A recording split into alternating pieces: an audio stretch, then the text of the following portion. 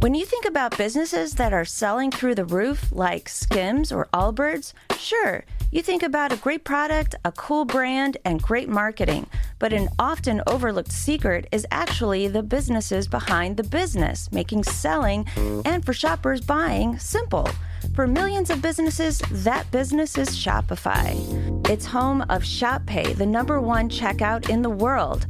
You can use it to boost conversions up to 50%, meaning way less carts going abandoned and way more sales going through to checkout. Upgrade your business and get the same checkout Allbirds uses. Sign up for your $1 per month trial period at shopify.com/income, all lowercase.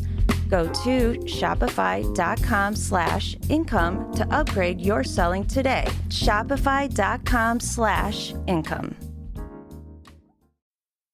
Welcome to The Planted Runner. I'm Coach Claire Bartholic. It goes without saying that if you want to get better at something, you should practice. Actors practice their lines until they know them by heart. Dancers rehearse their choreography until it's second nature. And runners practice running their goal pace as often as they can so they know they'll be able to run that pace on race day. I'm not an actor or a dancer, but for runners, that's actually a terrible idea. But I see it happening all the time.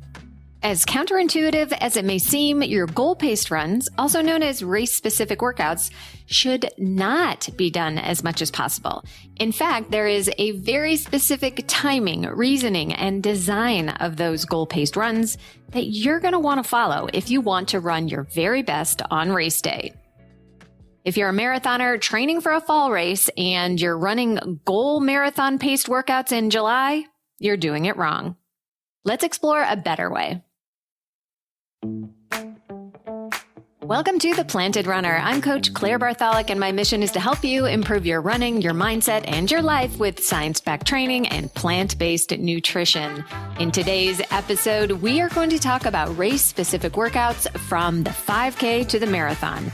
We'll go over why the timing of race-specific workouts matters, why and how to plan workouts that focus on overall fitness instead, and when to narrow your focus so you peak exactly on race day. I'll also give you some examples of my favorite race-specific workouts for each distance. This is a topic that will probably bust a lot of common myths out there. Whether you are brand new to racing or you're a veteran runner looking for ways to sharpen up your fitness at exactly the right time, this is the episode for you and your running buddies. So share it with them. Don't forget to stay tuned all the way to the end of the episode for another Mental Strength Minute. Fortify your mind in 60 seconds or less. But before we begin, have you taken a moment to write a quick Apple Podcast review? I get so many messages every week about how helpful this podcast has been to runners all over the world. But what actually makes it possible for me to do this work is positive reviews and subscribers. I hate to even ask this, but the algorithm must be fed, and I'd love for you to share what you think. It's simple, it's free, and it makes all the difference. So subscribe, follow, and write a review today. I sincerely thank you. I know that it's going to seem a little strange to think that you should hold off practicing the exact thing you're going to be doing on race day. I mean, shouldn't a 5K runner be running 5K workouts, a 10K runner running 10K workouts, and a marathoner marathon-paced workouts? Well, yes. And if you were a robot programmed to get better and better at one specific task, that's exactly what you should do. But I'm going to assume that everybody listening is actually human, and we are built with the process of adaptation.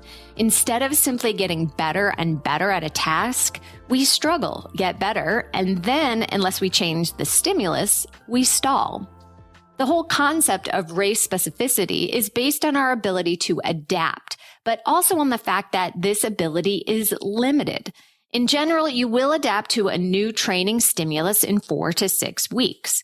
That means if you're filling your calendar with marathon-paced workouts in July, attempting to get ready for October, your timing is going to have you peaking in August or September instead of on race day. Now, I'm not going to tell you that you should just skip your running workouts and go sign up for a month of Zumba classes to prepare for the Chicago Marathon. You definitely want to be doing mostly running. But your July training shouldn't look like what you'll be doing in September. What you should be doing now is increasing your overall fitness by becoming a generalist. That means you want a nice big base of easy running and a sprinkle of what I like to call kitchen sink workouts. I'll get to the kitchen sink a little later, but let's spend some time on what you should be spending most of your time doing first for any long distance runner. And that is easy aerobic running. An easy run is not always going to be easy, especially in the heat of the summer. And for some people, it's not always going to be a run. It's an effort that is so slow that you can talk as easily as you can walking. You should be able to sing out loud or argue with your favorite podcaster. You should be able to close your mouth and breathe for several minutes just out of your nose. This effort might not feel easy when you are cranky or tired or sore or if it's too hot out. This might be a pace that you feel embarrassed about when you post it on Strava or compare it with your running friends.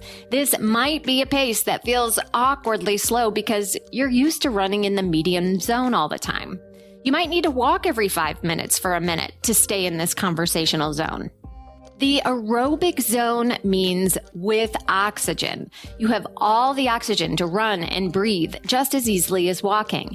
And this is where the magic happens. When you are running so easy that your body feels like you're walking, you have become more efficient at all the processes you need to run well. Your heart, your lungs, your muscles, your mitochondria, and more are getting so good at the basics that they're better prepared when you turn up the intensity.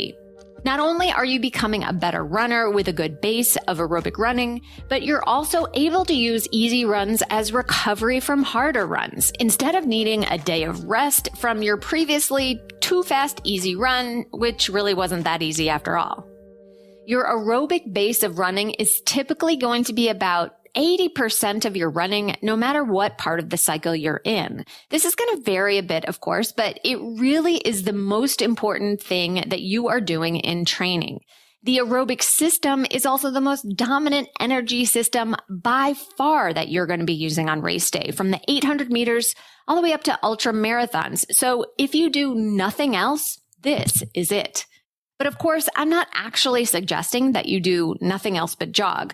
I'll explain everything else that you should be doing and when to get race specific right after a short break. If you're training for a big race this fall, can I ask you something? You're about to spend the next 3 or 4 months waking up early, running through summer heat and humidity, rearranging your family's schedule because you've said yes to a goal that's important enough to demand these things from you. So why would you trust all of that to some mass market training plan? You are not the average runner, and I'm not talking about average paces here. You have your own goals, your own strengths, your own weaknesses, your schedule, your own life. That's why I created a new quiz to help you find the right training solution for you. In less than 2 minutes, you'll answer a few simple questions, and I'll guide you to the best option based on your experience, your goals, and the level of support you actually need. Whether that's a custom training plan, group coaching, or something more personalized, you'll get my recommendation designed around you, not the algorithm. Because your race matters, your time matters, and the work you're about to put in this summer deserves a plan that fits your life. Head to theplantedrunner.com/start and let's find the right path to your best race. That's theplantedrunner.com/start. The internet gives us a glimpse into the crazy happening all around us. Unhinged behavior, personal secrets, unbelievable coincidences. It's all one big circus, and the RR Show is your front row seat. Each week, we curate the wildest Reddit stories just for you. Whether you're into hilarious accidents, insane relationship drama, or pure chaos, these insane confessions are sure to make your jaw drop. Listen to the RR Show weekly on Mondays via your favorite podcast platform. Or get your episodes early and ad-free by becoming a member. The RR Show. All of the drama, none of the hassle. Welcome back to The Planted Runner. I'm Coach Claire Bartholic. We all want to be our best on race day, and to have the best chance of that, we need to plan our training so we don't peak too soon, too late, or not at all. There is a rhythm to a well-planned race training cycle that looks like an inverted pyramid. We want to start out as generalists, gradually narrowing down our focus so we are pointy sharp on race day. Besides building our big base of aerobic running, we want to throw the kitchen sink at our speed workouts before we get into our race-specific phase. That means marathoners should do some 5K work or even mile-paced work. 5K runners might work on half marathon pace and VO2 max. Basically, you should be doing a little bit of everything to build the things you will be neglecting once you get to race-specific work. Your goal at this point is to build your overall running fitness as high as possible. You'll want to focus on a range of components to boost aerobic fitness, lactate threshold, VO2 max, and neuromuscular development.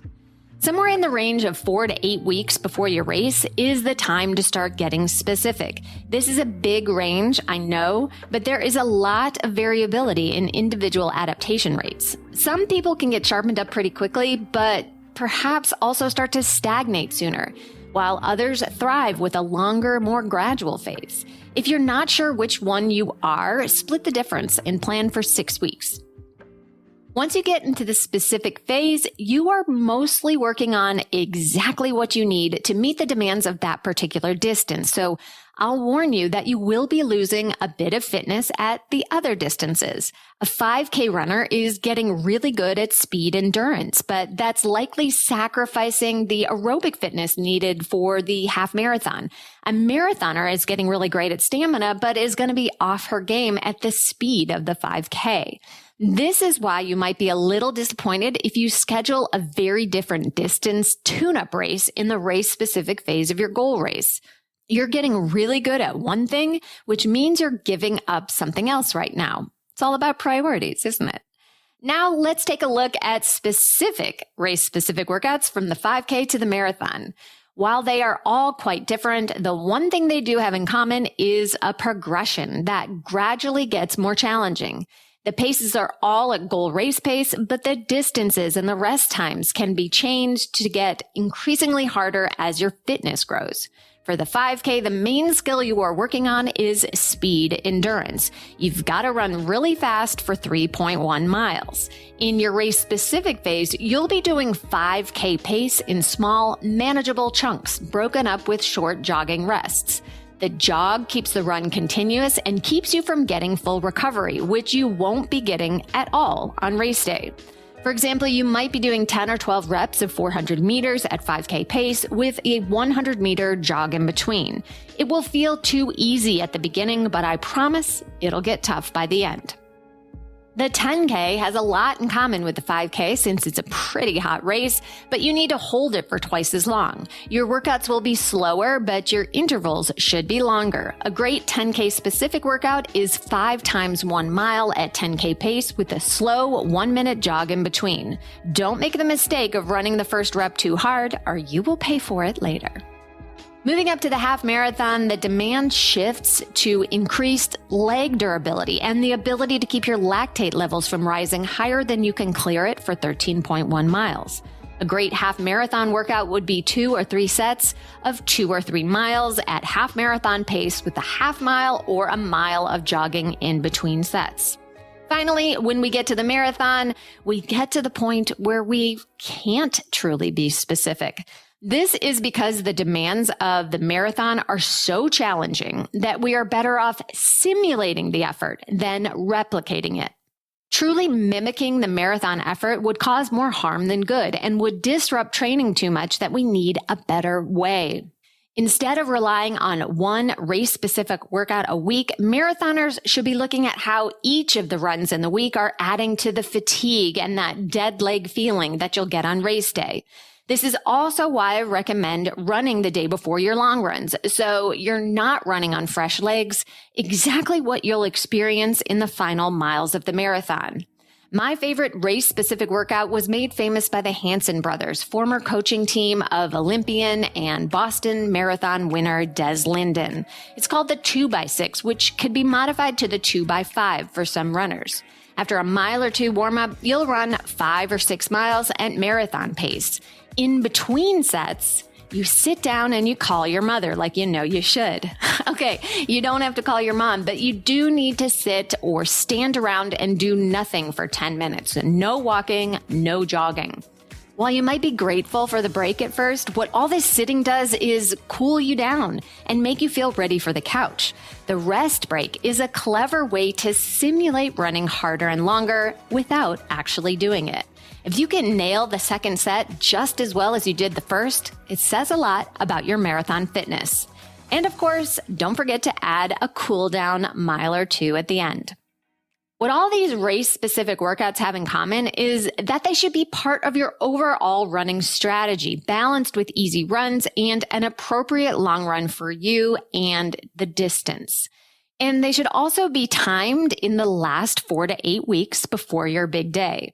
That way, you are starting with the highest level of fitness you can and then adapting to your specific race demands right on time.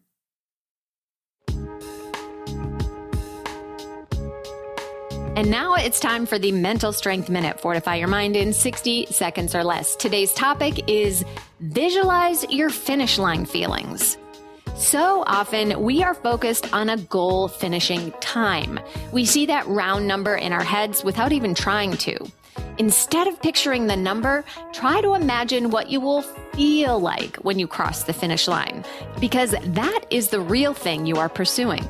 Will it be pride, relief, joy? Will you feel strong, like you trained your best, but you know you could have given more? Or will you feel absolutely spent, knowing that you left it all out there? Or maybe you're picturing disappointment. It's normal to want to run a certain number because it validates all of our hard work, but ultimately, it's more about how we want to feel at the end of the race that we are chasing the most. Think about what you want to feel and then imagine all the scenarios you can that will make that feeling happen. Thank you for listening to The Planted Runner, part of the Evergreen Podcast Network. Don't forget that you can enter to win a free custom training plan for your next race and get featured on the show. Just write an Apple Podcast review and enter at theplantedrunner.com/PRLab. Of course, reviews are the #1 way to boost this show's reach, and it's a great way to tell me what you'd like to hear next because I read every single one. Have a great run today.